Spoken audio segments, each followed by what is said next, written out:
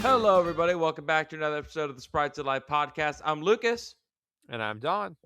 and Chris is currently working on some stuff with his family, so he can't join us today. It's all good. We're just here to talk. Don, how you been, brother?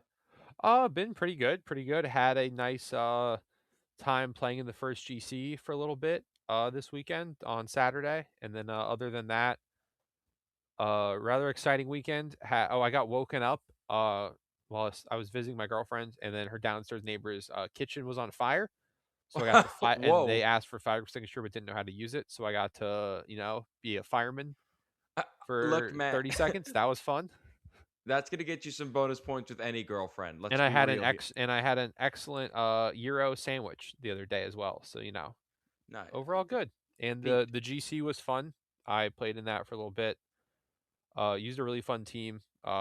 Did some streamed games. I can, maybe in the show notes we'll put the VOD link if you want to watch me use a Spathra. and yell at a Charizard for not hitting. Yeah, my Charizard was not doing his job. I played on stream for a Discord group I'm in called Tub. There's a lot of very, very good players, all of which are better than me in it. But we did a stream marathon where we did 4-hour shifts for 44 hours. So most of the GC we were able to furnish, and I played in a 4-hour block.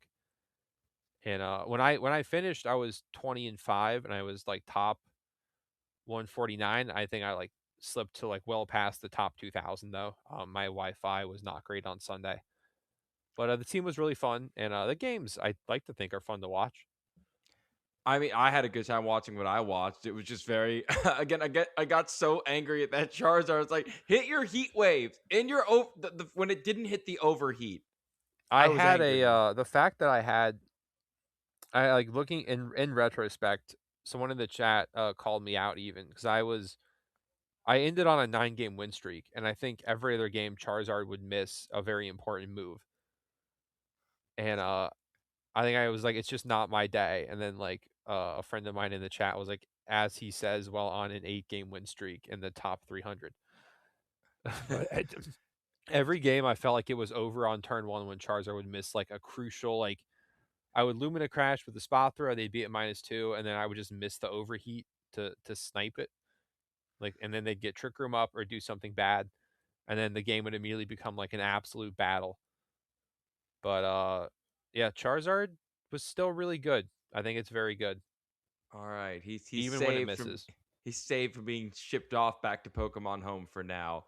I think the highlight of my week, like the last week, was today when literally I'm just sitting outside minding my own business, looking at the ocean, and a sturgeon jumps out of the water and just belly flops in front of me. Oh, that's so cool. It shot out of the water like a rocket and plopped.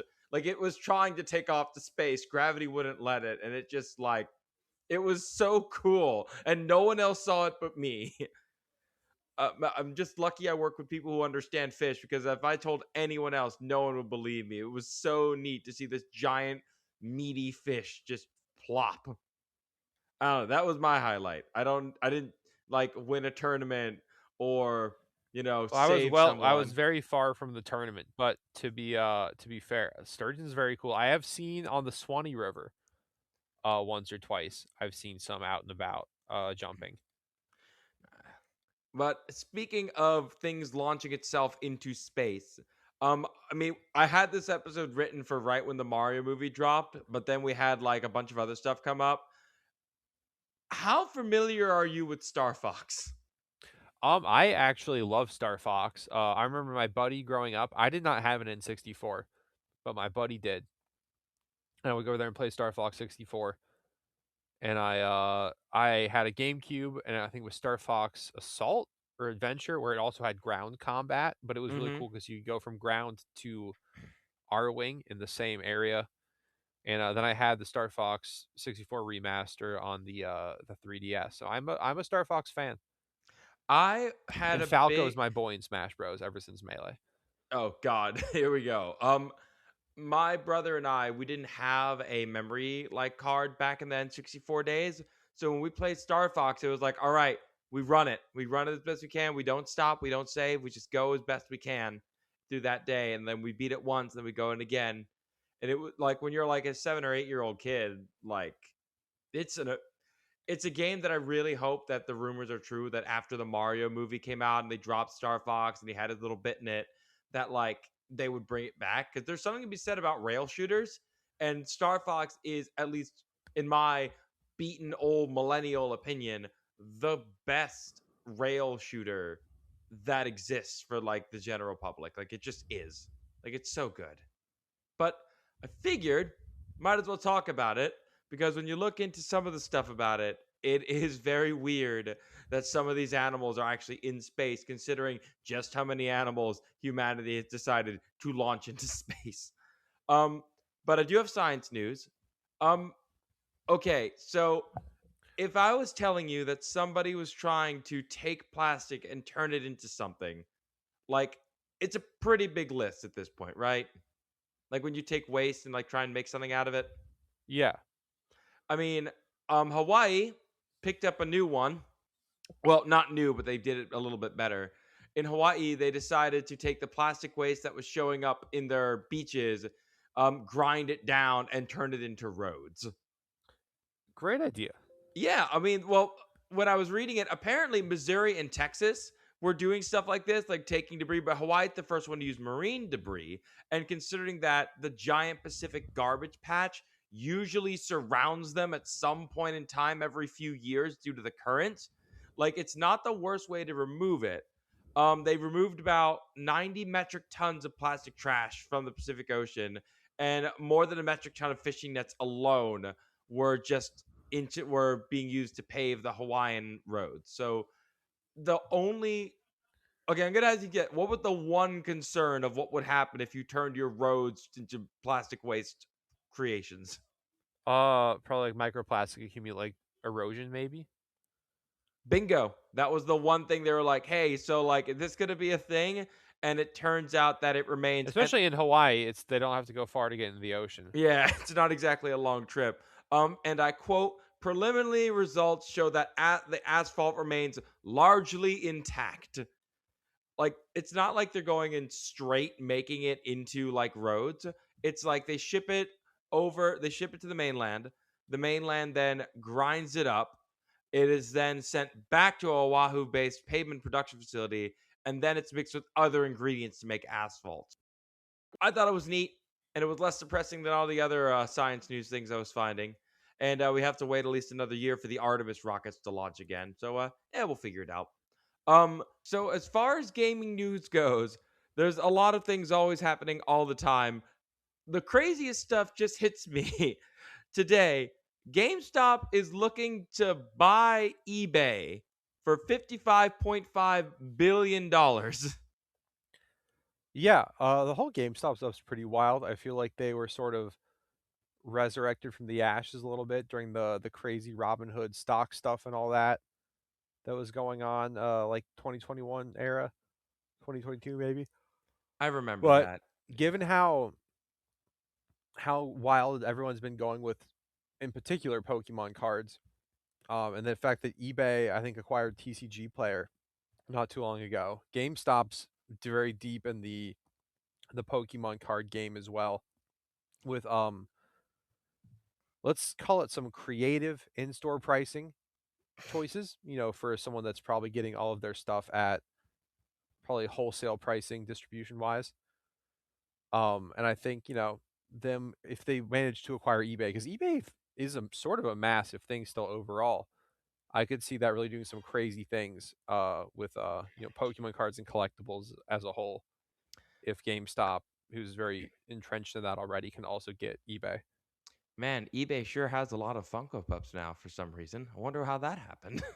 Yes. Like that'll be the first sign. I don't even know where they're getting their money from at this point because like we all went digital gaming wise. Are they literally just selling like Funkos and like knickknacks from people who don't use Amazon? Like I don't know where GameStop's money is coming from. I just don't. I know there's a lot of they're pretty deep now in the. I know they have like a whole Pokemon, maybe other TCG games as well, situation with like graded cards and like mystery packs and stuff like that, and they're very big. I know they've gotten some flack for selling their pricings at like closer towards what the secondary market charges versus like what a normal retailer would charge MSRP wise. So I'd imagine this sort of crazy Pokemon boom has been benefiting them significantly as well. Yeah, I saw like it's billions of dollars each year now in the secondary market. It's insane. I mean, I heard rumors already that the target thing with Pokemon has already turned into exactly what you'd expect it to be, which is just Yes. really sad. Um, on that note, I mean, one, good luck eBay, one way or the other. But I remember we put it in our chat. It was just funny that IGN put out a list of the top 30 Pokemon, and we all just agreed that a majority of it is trash. I mean, yeah, I think there's obviously favoritism in hand, but like they do reference occasionally the competitive card game, particularly with Gardevoir's placement on the list, but they kind of skip over VGC. And if you're going to talk about, great mons and competitive stuff, I think there's quite a few there. I think my boy Tyranitar should have placed much higher as a multiple time world champion. How far did Incineroar make it? Yeah, Incineroar was not on the list at all. And if we're going to What talk is about, wrong with he's his own character in Smash Brothers. What do you mean he's not on it? well, Greninja and Lucario, the other two Industry Plant characters, did make the list. That's okay, but like, hear me out. Lucario is loved by a similar group of people who also love Gardevoir. Counterpoint, true. However, my boy Entei was not on the list either. They gave Suicune, Suicune, Pokemon Crystal. Does no one else have one? There was no Lugia. And like I love Ho-Oh, but Pokemon 2000 is an incredible movie. And the Entei movie is also awesome. The Entei So movie's my favorite I Pokemon still movie. have my promo. It's so good. I mean, hey man, you have your life saving setup if you have the promo. That thing's worth Dude, something. no, the promo is like $20. Dang. Well, you can buy a hamburger, I guess. Either way, No, I'm gonna look at it because it's shiny and I like it. I love the Entei movie. Like, again, look, they made it very clear. There's over 1,000 Pokemon out there. Obviously, no one's going to agree. I will admit the top 1 and 2 spots of Charizard is number 1 and Pikachu number 2 makes sense. Although, again, the amount of things that Charizard is on does give me pause. It's a lot of Charizard. We had Gengar, we had Rayquaza. I don't remember the other top 5 guy. Mewtwo? Uh, oh yeah, Mewtwo was in there. I mean, those are all very, they're very, very fan approachable guys. I mean, I love Rayquaza. I feel like of the non-Gen 1 legendary team, I in my mind, and like I recognize he's not that good competitively. I've always wanted him to be, but he's just not. I've always sort of in my mind had Lugia a little higher than Ray, but Ray does get a lot of love. He's got a busted Mega. He's in a lot of movies. He's pretty He's awesome with the Deoxys thing. He's cool. I like Ray a lot. I can see Ray being in there. Yeah, no. And for those at home, this is a Rayquaza podcast, not a Rayquaza podcast. No, we say it properly here. I don't care what anyone tells us. I've had to learn from some friends that do the I know people that do the streams and they're given a full pronunciation list for every Pokemon. So if Really? they say it on an official stream, that is the way to say it. Okay. I don't want to, so I won't. There's a few. I think there's Ferrothorn that is I don't like. Oh, that's a choice. I mean, he wasn't on the top 30 either, so you know what, it's fine. Anywho, we do get to talk about Star Fox, which again, as we've just mentioned, is a part of both of our childhoods. Okay. So the first one you played was Star Fox Assault, right? No, I played Star Fox 64. Oh, that's right. You played 64. You played it with I your had buddies. I remember my friend had it. I don't remember where we were. I was on some family trip or I might have even gone on like a weekend trip. My dad might have been on like a business trip and I went with him on a weekend or something. And I just remember the hotel having an N64 in the room, which was like the wildest stuff ever. Or maybe it was in the lobby, but I just remember it having Star Fox on it. That was my first ever encounter with Star Fox, and I thought it was the coolest thing I'd ever seen. I can agree. I remember specifically because when I was a kid, I had a Nintendo 64. My aunt and uncle would buy me and my brother games, so we would love seeing them. One of the game I got at one time was the Toy Story 2 game based on the movie, and my brother, he got Star Fox. So one of us got the better end of the deal. Either way, we got to playing it. My brother always being better at shooters. He was a lot better at it than I was. And I loved every second playing those games and just getting on those rails and just firing and blasting aliens and who could get the higher score. It it's an amazingly fun, simple mechanic. I will point out that for those listening, this is not a lore video. We're not going to do that. I've already found some. They're like 20 minutes long. They're not hard. There's the only upside to not having a lot of Star Fox games so that you don't have to get that deep into it. But I do love the fact that it has like 8 games, comics and manga. It's got that love-hate relationship with the Smash community where you either love playing your Fox and your Falco or you really hate seeing them. Yeah. No, I always thought he was. I always liked the Fox characters. Even like way before I knew what the Smash Bros. Meta stuff was. I always thought they were really cool. Also, that was my favorite level in Melee and stuff as well. Was the Great Fox Oh, that ship. was a good level. I love the Corneria level. That one is really good. So one of the things about Star Fox that I really love was Star Fox Assault, like the GameCube version of it. Even though it got So good with the was it the Aperoids? Was that yeah, the the bug? Aperoids, where you're not fighting Andross anymore, you're fighting these weird bug creatures Yeah, you like instead. blow up his nephew in the first mission. I remember that. I played through that game so many times. It's so good. It's fun. I know it's like a 6 out of 7 out of 10. It's fun, but like you were saying, I love the idea. Like when you're playing with your friends in multiplayer, you can get out of your vehicle, you can grab guns, you can get a tank. It was so fun, especially for the time. Like that level of options for how you would play was so cool. It's just very fun to have a brother who's much better at flying, and I'm just sitting there as like Slippy with a rocket launcher, like that's it, big guy, smile for me, and just ain't blasting it at him from the ground. Admittedly, one of the funniest things I've seen recently when I was going through this is that in Star Fox Zero, they brought back the chicken walker from like from the old NES Star Oh yeah, Fox when it games. scurries about.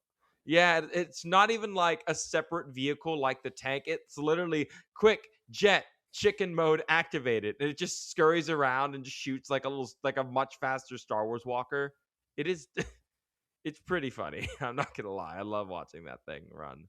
But with Star Fox, I got to thinking, okay, what would happen if we actually like looked at some of the science behind Star Fox and see if things can't be like a little bit like if something's already there, awesome, but like if we could tweak it a little bit because okay, this was the coolest fact I've ever learned about Star Fox and all of his crew. Do you know what's wrong with all of their legs? Yeah, they don't have. Yes, okay. I was gonna talk about this before I even saw the show notes. Yeah, please But talk about it. All since yours. you've done the work, so I was gonna let you take it. All right. You jump in when you want, but like, so there was a man by the name of Douglas Bader who, in real life, he was a pilot during, I believe it was World War One. Was it World War One or World War Two? So he was a pilot who lost his legs during an accident, and instead of being taken off duty, he basically said, "No, put me back in." Put me in, coach. I want to get back in there. And so they rigged the plane so that way he could fly it without feet. And there hasn't been too many more tests on this because it's kind of hard to test it without cutting off your legs. But it seems that he could tolerate more G force than other pilots because the blood couldn't go all the way down to his feet due to the forces of gravity. Yeah, I mean it does make a lot of sense. There's less space for the blood to pool down. And I would imagine too. We don't really see this, but I could see maybe their metal legs are also magnetic. So in a zero G situation, they can stick themselves onto stuff. Given all the barrel rolls and spins they're doing, all jokes Do a aside, you barrel roll. do a barrel roll. What war was he in again? Douglas Bader, what was it? He was in World War II. He World War actually II. lost his legs in an accident in 1931, Okay, thank and you then for went correcting me. on to become an ace pilot. Thank you. I was wondering about. I wrote it down, but I forgot the actual details. But yeah, that I thought that was a really cool science fact that they added all the way back when. Yeah, I think he But had if you, 22 shot down planes. so he's an ace. Yes, significant several times over. I believe an ace is 5. Yeah, an ace is 5. So like, yeah, no, he's 4 times an ace without his leg. That's insane. I mean, I hope he can see us up in heaven being like, ah, yes, use my story to make woodland creatures fight in space in video games. But he's the only case he could find. Nobody else has been like willing to like. I don't know. There haven't been any double leg amputees who've been willing to test this. So I don't know. Guess we'll figure it out at some point. But as far as the science behind animals being shot into space, there've been a lot. There The have list, been a lot. yeah, most of them by the Soviets, but we've sent quite a few up there in the from the good old NASA. Let's see: monkeys, apes, dogs, cats, tortoises, mice, rats, rabbits, multiple different species of fish and frogs, some spiders, and several different types of insect. We just kept shooting them off into space to see what different effects would happen to them. And admittedly, in the beginning, things were pretty rough. Um, Apparently, the first animals to make it back alive were some fruit flies. Fruit flies are a rather durable critter. They are incredibly durable. Laika with the first dog to orbit the globe and sadly never made it home. R.I.P. Yeah, no, the Soviets really screwed that one up. Ham the chimp was sent by NASA, and he was shown that he was able to like do simple tasks in space. So was able to open to like, oh yeah, other apes can do this too, including like humans. So fair enough. Admittedly, only one set of birds were ever sent into space, and this was during the 90s. Apparently, they sent quails just to see what would happen with their eggs. And apparently, there are some quails out there that hatched in space. And they So brought them back. That's kind of fun, especially quails are a kind of a weird bird. So good for them. yeah, weirdly enough, when you go back to it, some of their thoughts were like, "Oh yes, we'll send the stray dogs and other things up there because they're tougher than like the ones genetically." Like, there was some really awful stuff that all these countries did when sending animals to space. But admittedly, even they felt bad about sending the dog into space. Like they write it in the notes of like, "We're doing this," but like, Everybody likes dogs. yeah, no, it was not right. But in the world of Star Fox, there are a bunch of different. You have foxes, rabbits, falcons, frogs, wolves, chameleons, pigs, monkeys, basset hounds, bunch of different alien creatures. But if you actually look at the crew and compare them to animals that have been to space, you get some differences. Like for example, obviously we've never shot a fox into space. Why A, not though? I a think they did put a fox in a hot air balloon in very early experiments way back in the day, and it didn't go well. Let's see Yeah, if I can no, find that. foxes are nuts on the ground. Why would you throw them in a zero G environment and think they'd be Science. okay? They'd give them a heart. Like just birds. The only time we sent them to space was like when they were developing, and not even a lot of them made it. Like they were in the egg. They didn't see the live bird because once again, panic, heart attack it. So Falco's out. Actually, okay, there is having worked with birds of prey, the idea of the look on a falcon or eagle's face while in zero G flapping its wings would be very funny, but it would be terrifying. Yeah, I have always thought if assuming the R wings, which are clearly a highly advanced spacecraft, have some level of sort of maybe artificial gravity or like orienting system, I could see birds being, yes, I'm aware there's no like gravity in space, but I could see since they're naturally inclined to have sort of a three-dimensional mindset, being very, very good pilots. And Falco was like one of the better just pilots. He was very cocky, but one of the better pilots of the Star Fox crew. Yeah. Admittedly, the crew member that people don't like the most being Slippy. Turns out we've sent a lot of amphibians into space. Why don't people like Slippy? He's a fun guy. I mean, well, you know what? You have to save him a lot. He's kind of incompetent, and his voice is annoying. But the thing is, he can survive. They sent frogs into space. I think it was back in like the 90s as well, and they were doing a study to see what would happen to a frog if you just threw it in zero G and see if it could like, get its equilibrium back. Took it 6 days, but they were able to figure it out. Which I mean, science, I guess. But yeah, no, frogs are able to do it. And as old as Peppy is, one of the first animals one of the first animals to make it back alive from a Soviet mission in 1959 was a gray rabbit, along with a couple dogs and a couple. They shot it to space, it came back down. So there is precedent for animals to survive, but at least half of them, being Fox and Falco, if you sent them into space, like as the animals they are, without modification, things go bad. Meanwhile, the frog and the rabbit seem to be doing I mean, okay. rabbits don't really typically handle stress the best. I'm kind of impressed that one is done the space. Yeah. I was originally writing these notes expressing that Peppy was going to have a heart attack, but like, no, apparently the rabbit was able to succeed. Might have to read into the mission logs, see if there's any sedation. Yeah, you guys I have did also lettuce up have, here? Alright, yeah, this is fine. yeah, Star Wolf's crew, just because I figured I'd throw him in the mix. Yeah, no, we've thrown a lot of dogs into space, and we brought most of them back alive. So good for him. A wolf might be like a fox problem, but it might work. Pigma makes sense. I'm pretty sure we've sent pigs into space at least once or twice. I think I believe a pig, no, it was a sheep, a duck, and a rooster were the first living creatures to fly in a hot air balloon. No, yeah, I don't think we've actually sent a pig in space, but there is a Muppets pig in space bit that keeps popping up every time you bring it about. Yeah, so I think a pig would do fine in space just because they're intelligent. Yeah, Don't think they'd be happy. he might not enjoy it. Hmm. No. Meanwhile, you have Leon, the chameleon. Aren't chameleons frail? Like testy Oh, creatures? yes, they're in the lizard world, they're not the most, they don't handle stress well, they don't really enjoy being handled, but, I mean, they're super arboreal, so maybe that and I don't know, I could see one maybe not hating space too much. Andrew's an ape.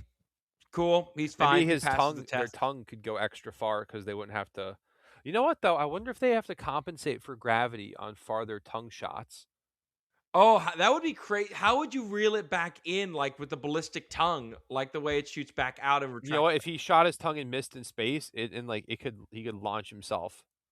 Yeah, and how do you get the tongue back into the mouth? Oh, that's a I think problem. it's muscles. They just slurp it, right? Yeah, they would, but like, would the amount of slurping without that assistance of gravity like hurt him flying back? Well, that's why we had to send it into space. Yeah, that's why we have to test it. NASA, we've got a job for you between Artemis missions. If you're bored, here, send these chameleons up to the space station.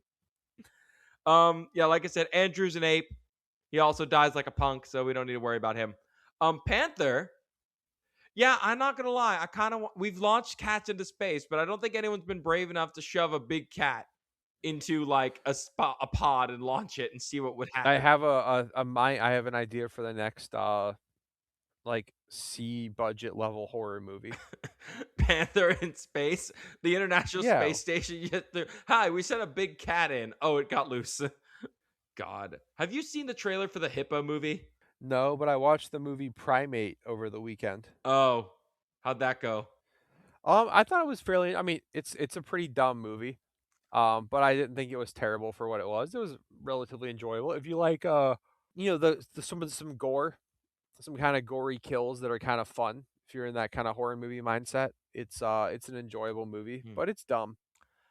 So we have a bunch of critters. Some of them would work, some of them wouldn't. So I had to go ahead and look up a few other creatures. I was thinking of if let's say that Falco leaves the crew, we need to replace him with somebody who can survive in space. I have some replacement options based on things we've launched into space. Do you know what a mummichug is? No, but I would like for you to enlighten me. It is a small fish. Okay. It is the first fish to be shot into space back in the 1973.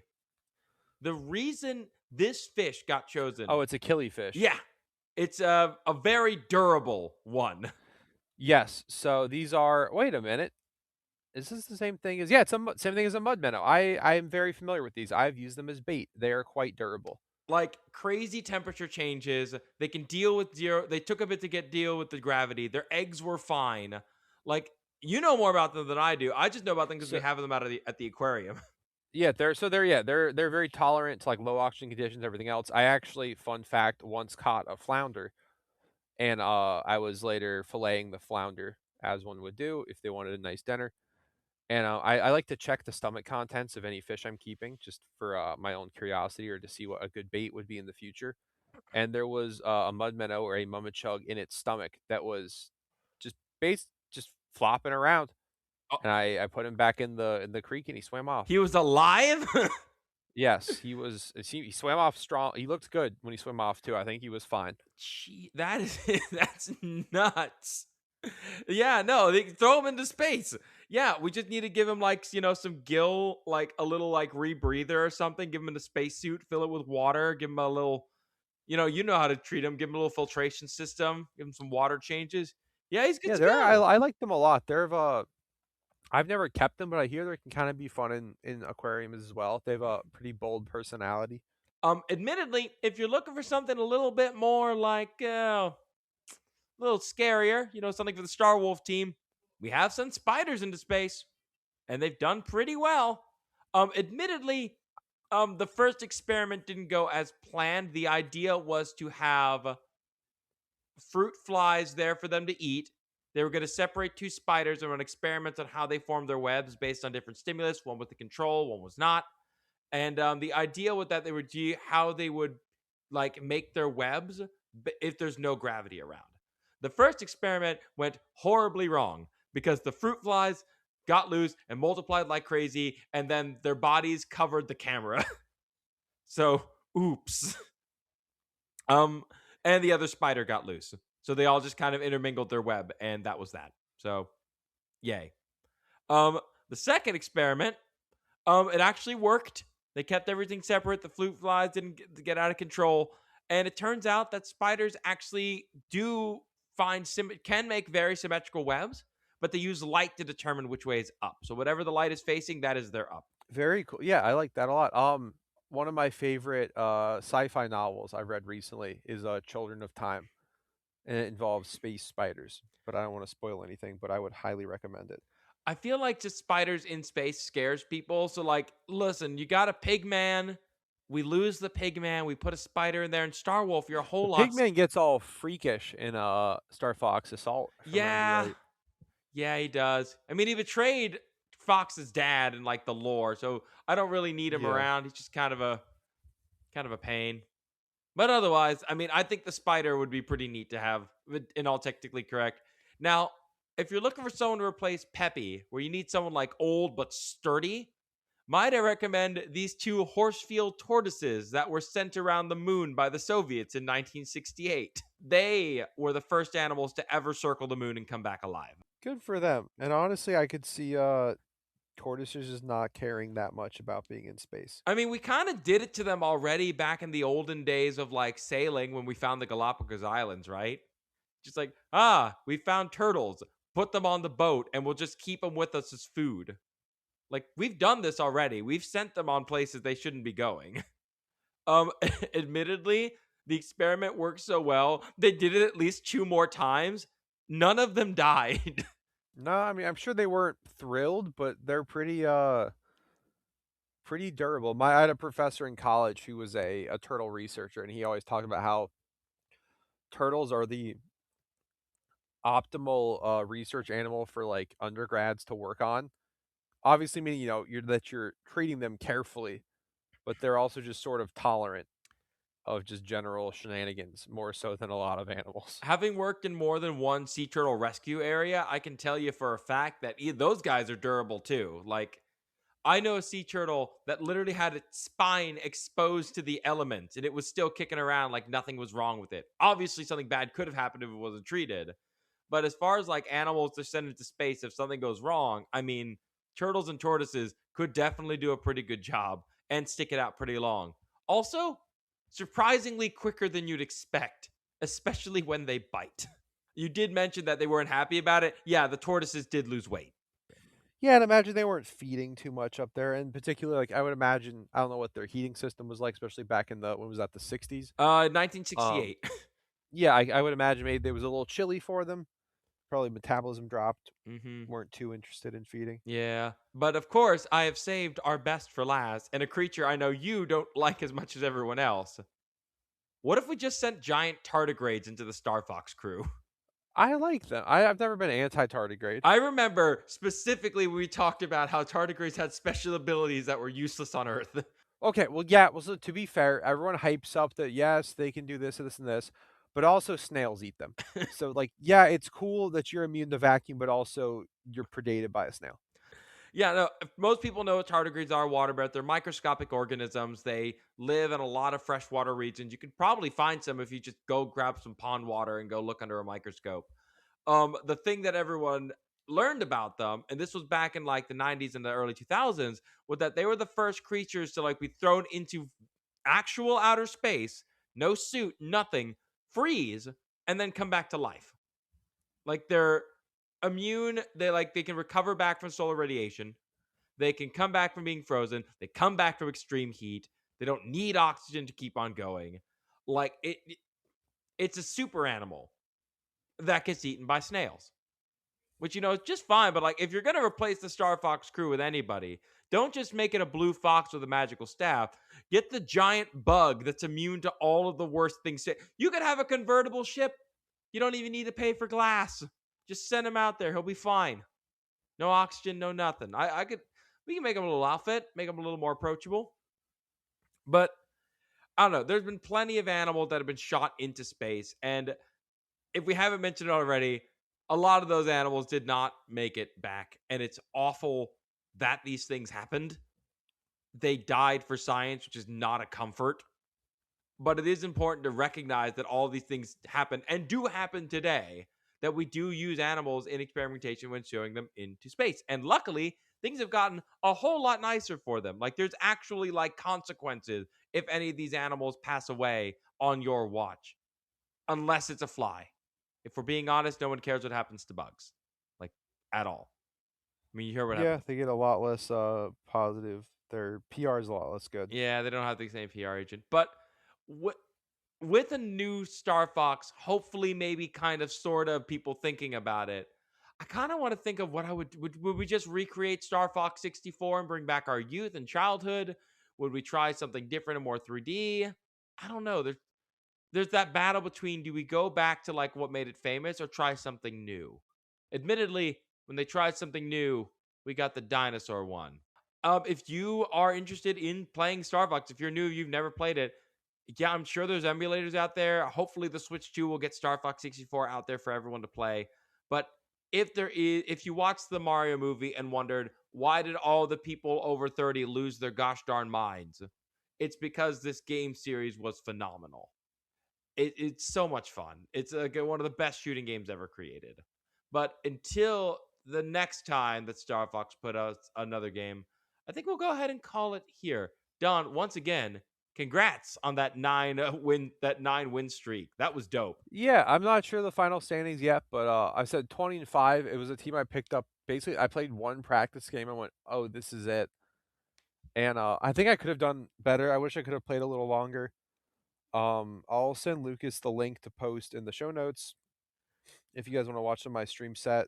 There is no face cam because my laptop is ancient and the CPU load went to like 90% when I tried to have more than one thing streaming. So audio plus the game was kind of the best I could do. But if you enjoy some competitive Pokemon, it was pretty fun. A spot for Charizard's really cool. I think it's super underexplored.